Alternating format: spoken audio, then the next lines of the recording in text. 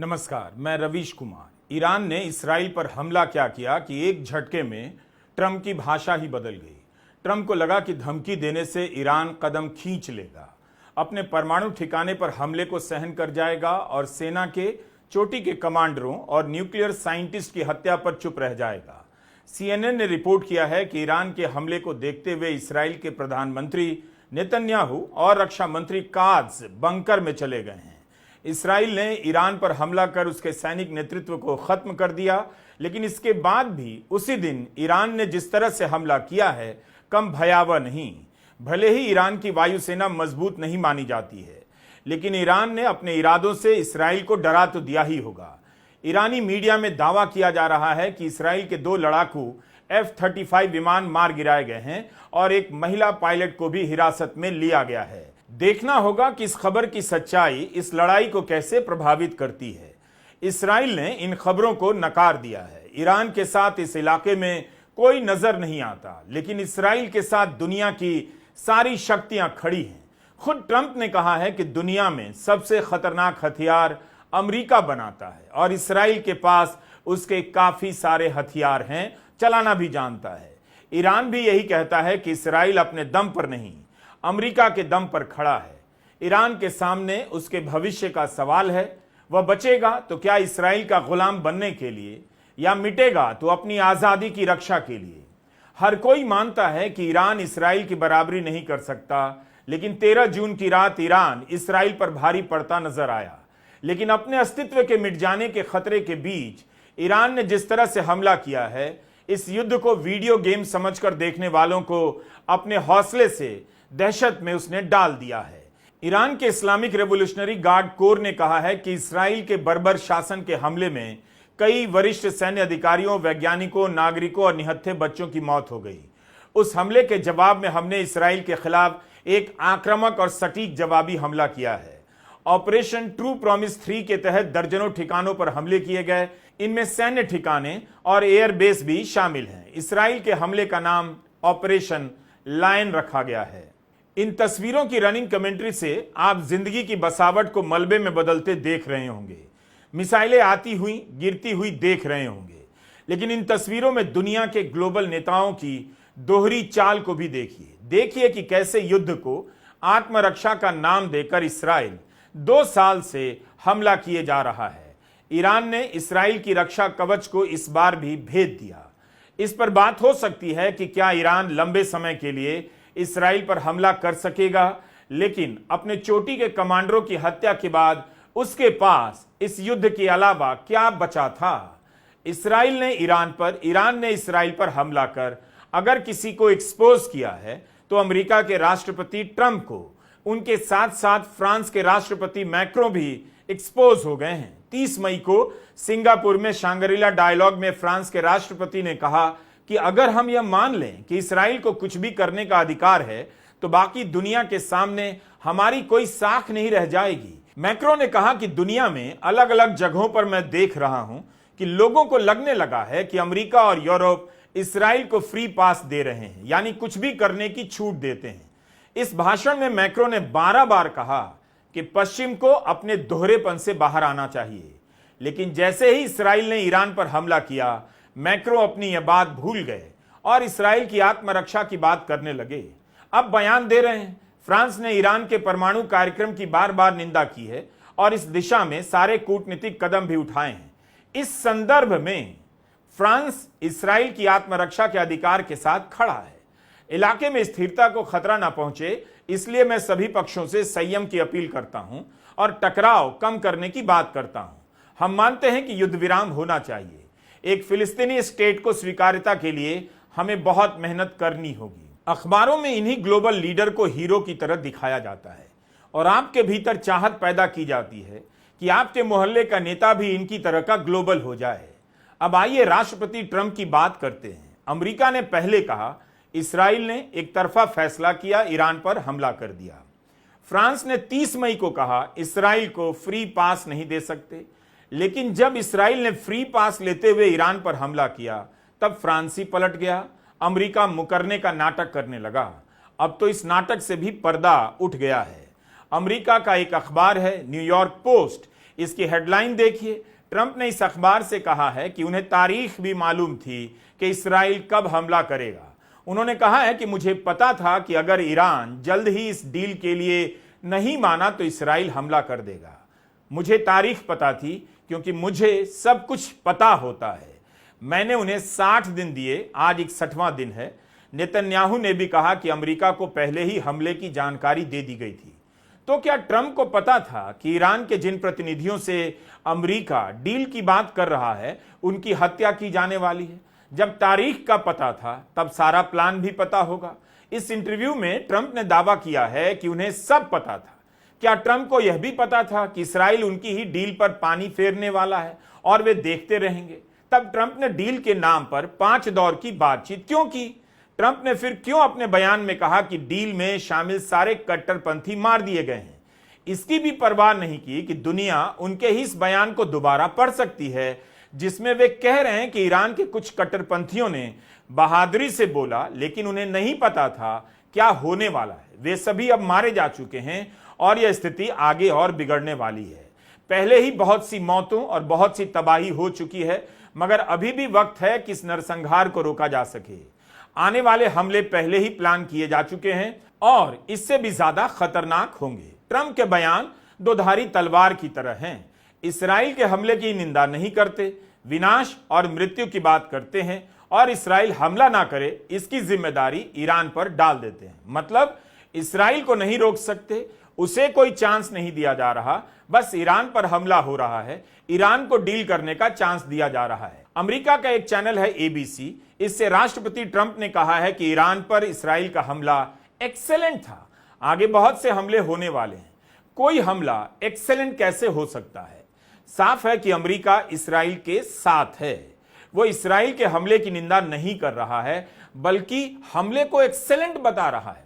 भारत में लोग कह रहे हैं ट्रंप की बात इसराइल नहीं मान रहा, यूक्रेन नहीं मान रहा, रूस और यूक्रेन के बीच युद्ध जारी है, ईरान इसराइल के बीच जंग जारी है। भारत क्यों इतनी जल्दी फोन आते ही सीज फायर के लिए तैयार हो गया? ट्रंप ने तो 13 बार कह दिया है भारत और पाकिस्तान के बीच डील की धमकी देकर सीज फायर करवा दिया। प्रधानमंत्री मोदी बोल ही नहीं पाते। तो क्या ट्रंप का वो नंबर डिलीट हो गया है जिससे फोन कर उन्होंने भारत और पाकिस्तान के बीच सीज फायर करवा दिया? कम से कम उसी फोन से ईरान को भी डायल कर देते और इसराइल को भी मिला देते। प्रधानमंत्री मोदी की चुप्पी की वजह समझ नहीं आती। कांग्रेस हर दिन यह सवाल करती है और कोई जवाब नहीं आता। अपने शपथ ग्रहण समारोह में ट्रंप ने कहा था वे एक शांतिप्रिय राष्ट्रपति के रूप में याद किए जाना चाहते हैं। इसी साल फरवरी में जब इसराइल के प्रधानमंत्री बेन्यामिन नेतन्याहू वॉशिंगटन आए तब ट्रंप ने कहा कि वे मुझे कभी भी शांति के लिए नोबेल पुरस्कार नहीं देंगे। क्या इसी के लिए ट्रंप को शांति का पुरस्कार दिया जाए?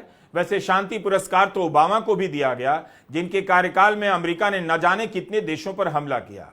मांगने की भी क्या जरूरत है? मार्केट से एक मेडल ले आइए और उस पर नोबेल पुरस्कार लिख दीजिए, कौन विरोध करेगा? कम से कम भारत के प्रधानमंत्री मोदी तो इस पर एक शब्द नहीं बोलेंगे। हो सकता है बधाई भी दे दें। वैसे भी ट्रंप ने 40 करोड़ लेकर नागरिकता देने का एक गोल्ड कार्ड जारी किया है। इसी तरह का नोबेल शांति कार्ड भी जारी कर सकते हैं। They will never give me a Nobel Peace Prize. I deserve it, but they will never give it to me. White house के कम्युनिकेशन डायरेक्टर स्टीवन चेउंग ने ट्रंप को अल्टीमेट पीस प्रेसिडेंट कहा है।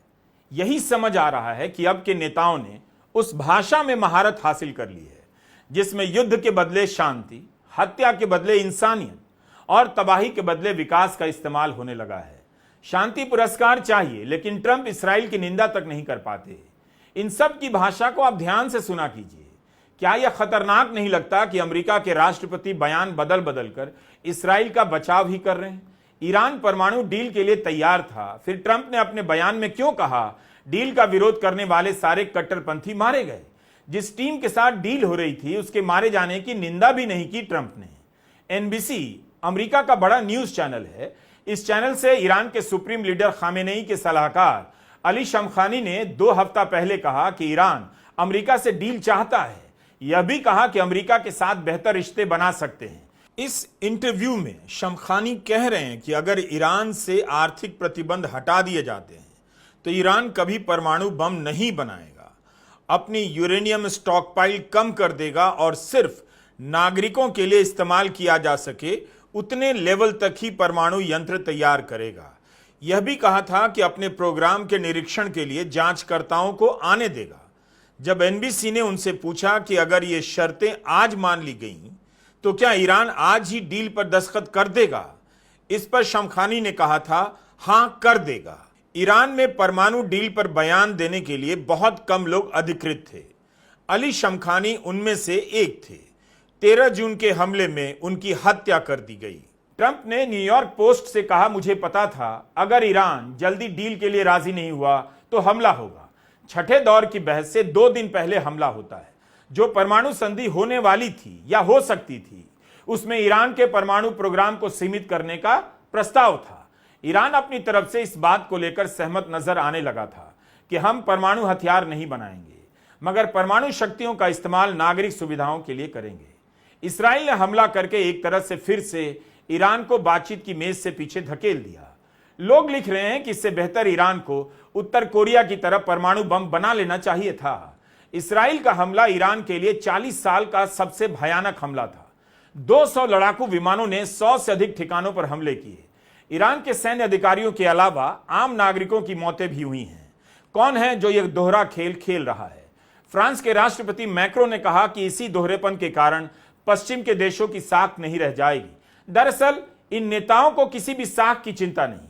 एक तंत्र है हर देश में जिसका राज अब स्थायी हो चुका है। बदलेगा तो केवल नाम और चेहरा, या फिर अब वह भी नहीं बदलेगा। ट्रंप के बयानों से साफ है कि इसराइल ईरान पर हमला करे, हमला करने के पहले बताए ना बताए अमेरिका के लिए कोई मायने नहीं रखता। वह इसराइल के साथ ही रहेगा, मालूम हो या ना मालूम हो। इसराइल के पास इतने बड़े युद्ध में जाने की क्षमता कहां से आ रही है? हथियार कौन दे रहा है? इसका जवाब सारी दुनिया को मालूम है, लेकिन दुनिया को अब यह दिख रहा है कि उसकी हैसियत सोशल मीडिया पर पोस्ट लिखने भर की रह गई है। इसके बाद भी ईरान ने कुछ ही घंटों में इसराइल के हमले का जवाब दे दिया। ईरान ने कहा कि इसराइल का हमला एक्ट ऑफ वॉर है। 13 जून की देर रात ईरान ने करीब 100 बैलिस्टिक मिसाइल से हमला कर दिया और इसराइल के आयरन डोम ढांचे को भेद दिया। ईरान ने अपने जवाबी हमले में इसराइल के साथ वही किया जो इसराइल ने ईरान के साथ किया। ईरान ने तेल अवीव में जिस इमारत के पास हमला किया उसे अमेरिका के पेंटागन के बराबर माना जाता है, यानी यह इसराइल का सैन्य हेडक्वार्टर है। न्यूयॉर्क टाइम्स ने इस बात की पुष्टि की है कि ईरान के हमले ने इसराइल की सेना से जुड़े इस महत्वपूर्ण ठिकाने के पास हमला किया है। हमले में जो इमारत देखी जा सकती है वो तेल अवीव शहर की किरिया इलाके का मार्गनिट टावर है। यह इसराइल डिफेंस फोर्सेस के हेडक्वार्टर के काफी करीब है। इससे पता चलता है कि कम से कम एक ईरानी मिसाइल इसराइल की सेना के संवेदनशील ठिकाने के पास गिरी है। जेरूसलम में भी सायरन बजे, जिसका मतलब था रॉकेट से हमला होने वाला है। इसराइल ने पहले भी ईरान के सैन्य अधिकारियों, परमाणु वैज्ञानिकों, रणनीतिकारों और राजनेताओं पर हमले किए हैं, उनकी हत्याएं की हैं, मगर इस तरह से एक ही रात में इतने सारे महत्वपूर्ण लोगों की हत्या कभी नहीं हुई। 13 जून की शाम तक यही कहा जा रहा था। ईरान को इस हमले का जवाब देने में काफी समय लग सकता है क्योंकि ईरान के सभी वरिष्ठ अधिकारी मारे जा चुके हैं, लेकिन ईरान ने तुरंत ही जवाब दे दिया। ईरान के सुप्रीम कमांडर अयातुल्लाह खामेनेई ने कहा है कि ईरान की सेना पूरी ताकत से लड़ेगी और इसराइल को घुटने पर ला देगी। ईरान की जनता को आश्वासन दिया है कि इस मामले में कोई चूक नहीं होगी। इसराइल को उसके अपराध की सजा दी जाएगी। आज दुनिया में कोई नेता इसराइल के खिलाफ बोलने के लिए तैयार नहीं है। सऊदी अरब ने ईरान पर हमले की निंदा की है, निंदा तो कतर ने भी की है, लेकिन सबको पता है सऊदी अरब का इसराइल और ईरान को लेकर क्या स्टैंड है। ट्रंप ने सऊदी प्रिंस मोहम्मद बिन सलमान से फोन पर बात की और दोनों नेताओं ने संयम की बात की, टकराव कम करने की बात की है। कूटनीतिक रास्ते से विवादों को सुलझाने पर जोर दिया गया है। अब कूटनीतिक रास्ते की याद आ रही है, बातें बना रहे हैं सब। क्या यह कूटनीति की भाषा हो सकती है? जिस तरह से ईरान को धमकी दी जा रही है और इसराइल को हथियार दिए जा रहे हैं, कूटनीति एक तरह से खत्म हो चुकी है। कूटनीति का नैतिक या रणनीतिक मतलब नहीं रहा। इसकी पंचायती ट्रंप ही कर सकते थे, लेकिन उनकी भाषा बता रही है उनकी दिलचस्पी कूटनीति में कितनी कम है। कम से कम इसकी निंदा तो कर सकते थे। जब ईरान और अमेरिका के बीच न्यूक्लियर डील को लेकर बातचीत हो रही थी तो इसराइल को इंतजार करना चाहिए था। डील में शामिल लोगों को नहीं मारना चाहिए था, मगर ट्रंप की भाषा बदल गई है। अब सब मर गए हैं कह रहे हैं, तो अब आपके पास दूसरा मौका आया है। एक तरह से ट्रंप धमकी दे रहे हैं कि इससे पहले कि सब बर्बाद हो जाए, हमारी लाइन पर आ जाइए। क्या इस तरह से ट्रंप ईरान से बातचीत करना चाहते हैं या करना ही नहीं चाहते? यही चाहते हैं कि इसराइल को आगे कर ईरान से युद्ध लड़ा जाए, अपने मंसूबों को पूरा किया जाए। नेतन्याहू के 20 साल पुराने बयान वायरल हैं, जब वो कहा करते थे कि सद्दाम हुसैन के खिलाफ युद्ध करना होगा क्योंकि उसके पास खतरनाक हथियार हैं। अमेरिका उस युद्ध का नेतृत्व कर रहा था, मगर उस युद्ध से क्या निकला?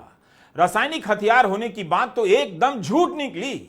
इन नेताओं ने झूठ बोला। जिन हुक्मरानों ने झूठ के दम पर इराक को तबाह किया, लाखों लोगों को मार दिया, उनकी कूटनीति पर कौन भरोसा करेगा? आरोप तो इसराइल पर भी लगता है कि उसके पास परमाणु हथियार है। तो क्या ईरान को अधिकार दे दिया जाए कि वह आत्मरक्षा में इसराइल पर हमला कर दे? इसराइल की भाषा पर भी गौर कीजिए। गजा में लाखों लोगों को मारने और तबाह करने के बाद लेबनान, सीरिया और ईरान पर हमला करने के बाद भी खुद को बेचारा बताता है। ईरान अकेले दम पर अमेरिका का सामना नहीं कर सकता, लेकिन ईरान को रूस और चीन का समर्थन भी प्राप्त है।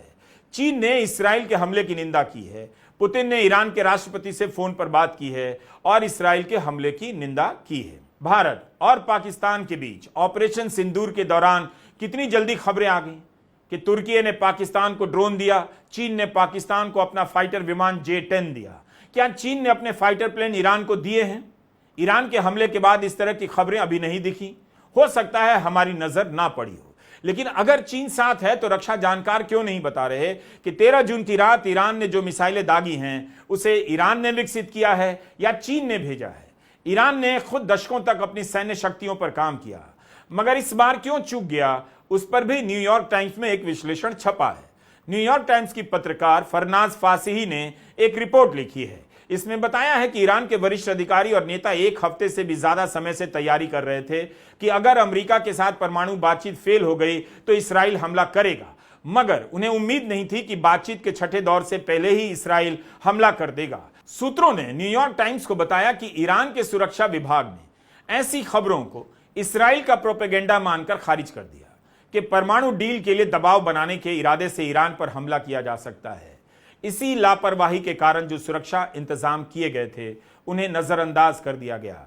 सेना के वरिष्ठ अधिकारी सुरक्षित ठिकानों पर नहीं थे, अपने घरों में थे। वायुसेना के अध्यक्ष और उनके सीनियर स्टाफ ने एक जगह इकट्ठा ना होने के सुरक्षा नोटिस को दरकिनार करते हुए तेहरान में एक सैन्य बेस पर मीटिंग की और इसराइल के हमले में मारे गए। रूस ने संयुक्त राष्ट्र की सुरक्षा परिषद को बताया है, हो सकता है कि ब्रिटेन और इसराइल की तालमेल से ईरान पर हमला किया गया होगा, क्योंकि ईरान पर हमले के तुरंत बाद इसराइल के विमान साइप्रस ले जाए गए हैं बचाने के लिए। अमेरिका ईरान के खिलाफ युद्ध करेगा, यह सवाल है। ट्रंप के समर्थकों में एक तबका ऐसा है जिसे लगता है अमेरिका को युद्ध में नहीं जाना चाहिए, क्योंकि पहले भी ऐसा हुआ और अमेरिका को नुकसान होगा। दूसरा तबका है जो वर्षों से यही चाहता है युद्ध में जाए। अंत में अमेरिका वही करेगा जो नेतन्याहू चाहेंगे। नेतन्याहू की मर्जी ही सुप्रीम है। एक अमेरिकी अधिकारी ने न्यूयॉर्क टाइम्स से यह भी कहा कि ईरान ने जो बैलिस्टिक मिसाइलें दागी उनमें से कुछ को रोकने में अमेरिकी सेना ने इसराइल की मदद की। इसराइल को लेकर अमेरिका ने अपनी नीति कभी नहीं बदली, बदल नहीं सकता। वह इसराइल के साथ ही रहेगा। अगर अमेरिका ईरान से लड़ने से इनकार कर देगा तब इस लड़ाई का अंजाम कुछ भी हो सकता है और अमेरिका यह कभी नहीं चाहेगा। लेकिन भारत की महान विदेश नीति क्या कर रही है, इस पर भी जरा नजर डालिए। संयुक्त राष्ट्र की आम सभा में गजा में सीज फायर पर मतदान होना था। 149 देशों ने सीज फायर के पक्ष में वोट दिया। इन 149 देशों में भूटान भी है, Canada, Britain, Japan, Germany, Sri Lanka जैसे देश भी हैं, मगर Bharat, Albania, Cameroon, North Macedonia, Georgia, Ecuador समेत 19 देशों ने मतदान ही नहीं किया। इन देशों के साथ भारत ने मतदान नहीं किया है, सेम पेज पर है। क्या यही विश्व गुरु की नीति है? अमेरिका और इसराइल समेत 12 देशों ने सीज फायर के विरोध में वोट दिया। बुद्ध और गांधी के कथनों से अपने भाषण को प्रभावी बनाने वाले प्रधानमंत्री मोदी युद्ध रोकने के लिए वोट नहीं कर सके, जबकि खुद अमेरिका के फोन पर सीज फायर के लिए तैयार हो गए। ट्रंप बार बार दावा कर रहे हैं, उनकी चेतावनी के बाद ही भारत और पाकिस्तान सीज फायर के लिए तैयार हुए। बताइए, सीज फायर करने वाला देश भारत गजा में सीज फायर पर मतदान से अनुपस्थित रह जाता है। क्या कोई तर्क या दलील इसके पक्ष में हो सकती है? ईरान और इसराइल के बीच जंग को लेकर विदेश मंत्री एस जयशंकर का ट्वीट कूटनीति के इतिहास का शानदार दस्तावेज है। अगर किसी को भी लगता है कि विदेश मंत्री बनना मुश्किल काम है, इसके लिए खास योग्यता की जरूरत होती है, तो वो बिल्कुल गलत है। यह जयशंकर का ट्वीट है। इस्राएल के विदेश मंत्री का फोन आया था, फिर दूसरा ट्वीट करते हैं ईरान के विदेश मंत्री से फोन पर बात हुई। आप ही बताइए, एक का फोन आया था, एक से फोन पर बात हुई। इस सूचना से क्या कोई अर्थ निकलता है? यहां मिसाइलें चल रही हैं, लोग मर रहे हैं और विदेश मंत्री फोन आने और फोन करने की सूचना दे रहे हैं। सूचना ही देनी थी तो भारत ने क्या कहा, कम से कम यही बता देते। कब किससे मिले, किसे फोन किया, क्या यही जानना है इतनी बड़ी लड़ाई में? मुलाकात हुई तो क्या बात हुई, यह भी तो बताइए। जो बयान आते हैं ग्लोबल लीडरों के, उनसे ध्यान ही भटकता है। जनता ने अपनी तरफ से लगता है उन्हें अंतिम गारंटी दे दी है कि राष्ट्रीय सुरक्षा और आत्मरक्षा के नाम पर आप कुछ भी कर सकते हैं, और वो कुछ भी कर रहे हैं। इसलिए कभी कुछ बोलते हैं, कभी कुछ बोलते हैं। जनता क्या सोचेगी इसकी परवाह नहीं करते। इन बयानों से आप यही समझते हैं कि इसराइल के साथ जो था वो अब भी है, इसराइल के साथ जो नहीं रहेगा वो कल नहीं रहेगा। इसलिए जब भी इसराइल की बात आती है, गोलमोल बातें शुरू हो जाती हैं। बाकी इस विश्व में कोई भी ऐसा विश्वगुरु नहीं है जो युद्ध के खिलाफ सच बोल दे। निंदा करना युद्ध के खिलाफ बोलना नहीं होता। युद्ध के पीछे के सच को उजागर कर देना युद्ध के खिलाफ बोलना होता है। कोई नहीं बोल सकता कि इस युद्ध से रक्षा कंपनियों के शेयरों के दाम चढ़ने से मुनाफा कौन बटोर रहा है और तेल के दाम बढ़ने से कंगाल कौन हो रहा है। आपकी जिंदगी में अशांति के बीज बोने वाले शांति पर सबसे अच्छा भाषण देते हैं। कमाल की बात होती है, जिनकी जिंदगी तबाह होती है वही ऐसे भाषणों पर ताली बजाते हैं। नमस्कार, मैं रवीश कुमार।